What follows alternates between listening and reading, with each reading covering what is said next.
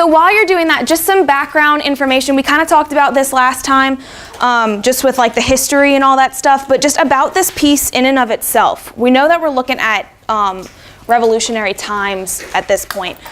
So what's happening is there's some background information that's not on your sheet, but I just want to kind of jog your memory.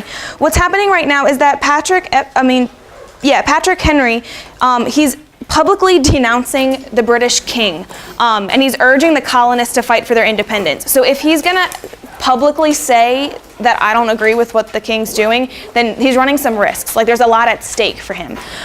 So in making such a declaration, it takes tremendous bravery, obviously, because England was the most powerful country in the world at this time, and the odds against the colonists are very overwhelming. So if the colonies fail in not achieving independence, what's going to happen is that Patrick Henry is essentially going to be executed for treason. So he's running a very big risk by just questioning the king, because he's an absolute monarch, essentially, at this point in time.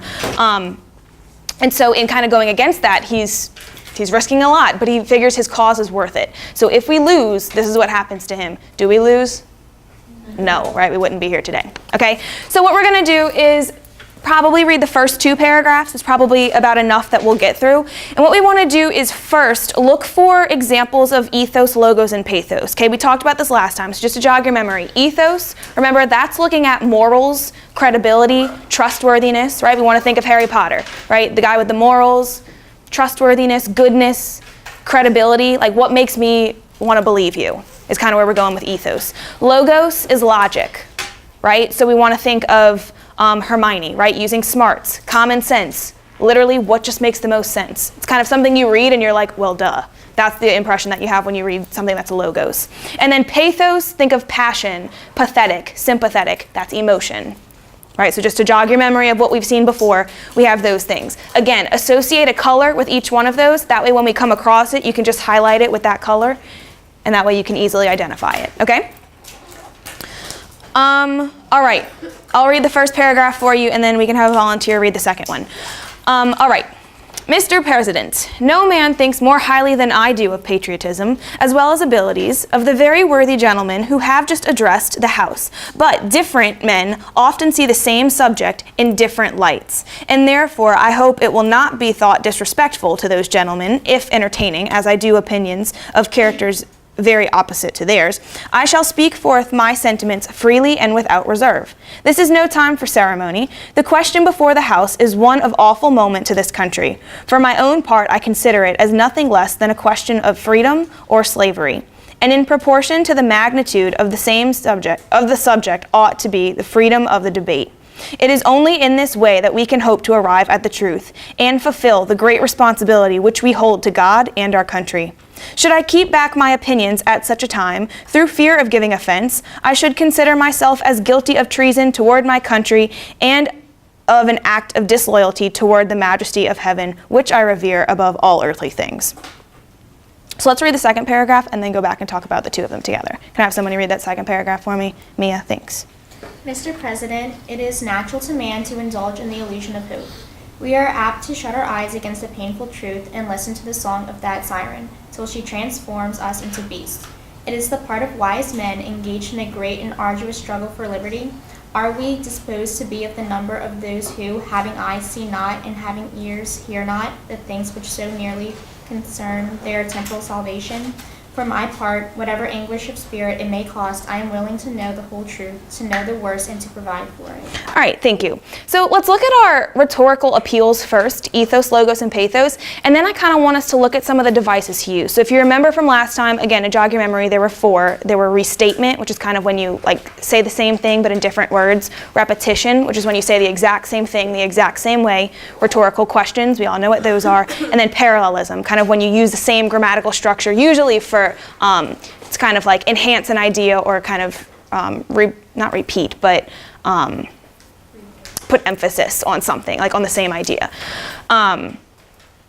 Okay, so let's look at the appeals first. Do we see any examples of credibility? Anything that would make you want to trust this reader? Mia? It says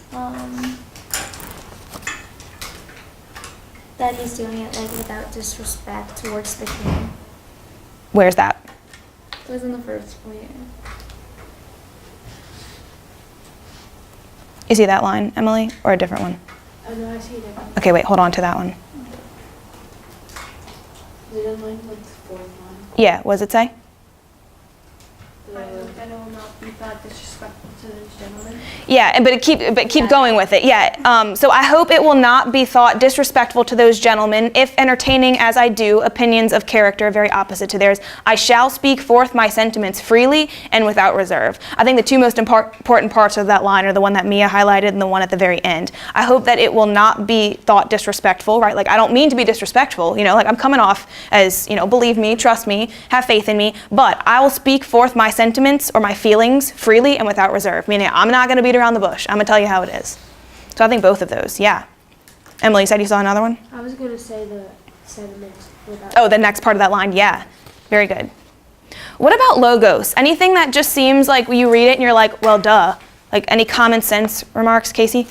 But different men often see the same subject in different lights. That's a good one. Different men often see the same subject in different lights, right? We all have our different opinions, obviously. Good. Riley.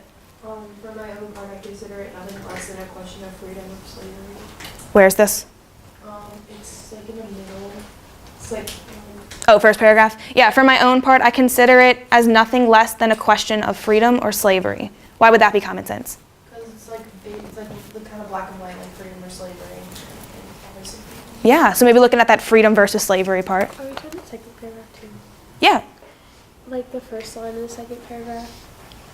Yeah, which one? Or My president, it is natural to man to indulge in the illusions of hope.